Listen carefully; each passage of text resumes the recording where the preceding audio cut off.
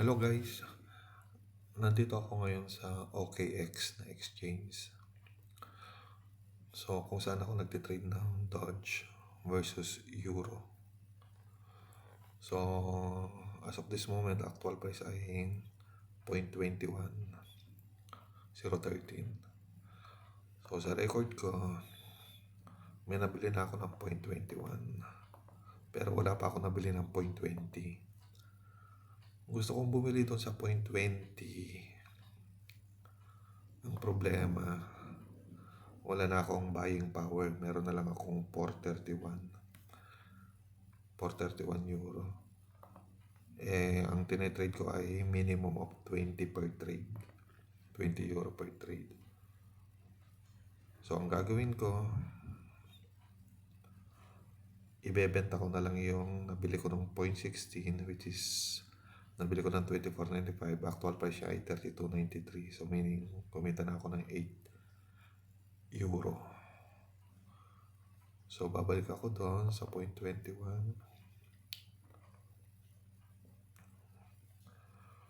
So, kung ibebenta ko siya ng 0.21, mababa na yung 0.21 kasi more than 0.21 na yung actual price niya, current price.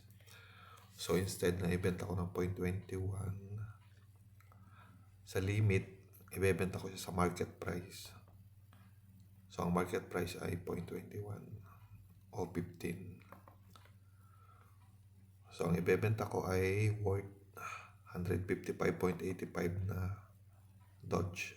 155.85. So, sell. Pumunta ako dito sa sell. 155.85 na Dodge. Okay, nandito ako sa market price. So, pag binenta ko siya, kung anong current price niya, doon niya ibebenta. So, sell Dodge. So, order placed. Nahit ka agad yun kasi nasa market price ako.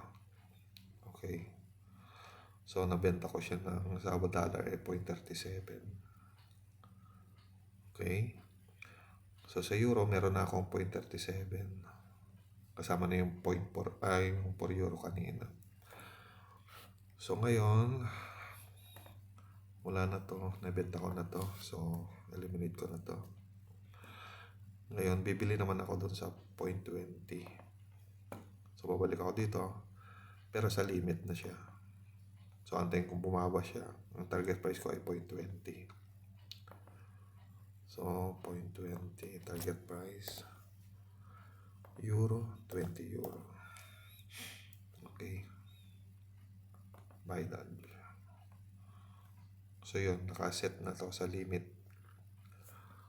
Sa limit order sa 0.20. So, ngayon, meron na ako dito on buy. So, kanina, sabi ko, meron na tayong 37.08. 37.08 na buying power. So, yun, meron na ako isang order. So, antayin ko na lang mahit ng 0.20. Okay, that's it for now. Bye.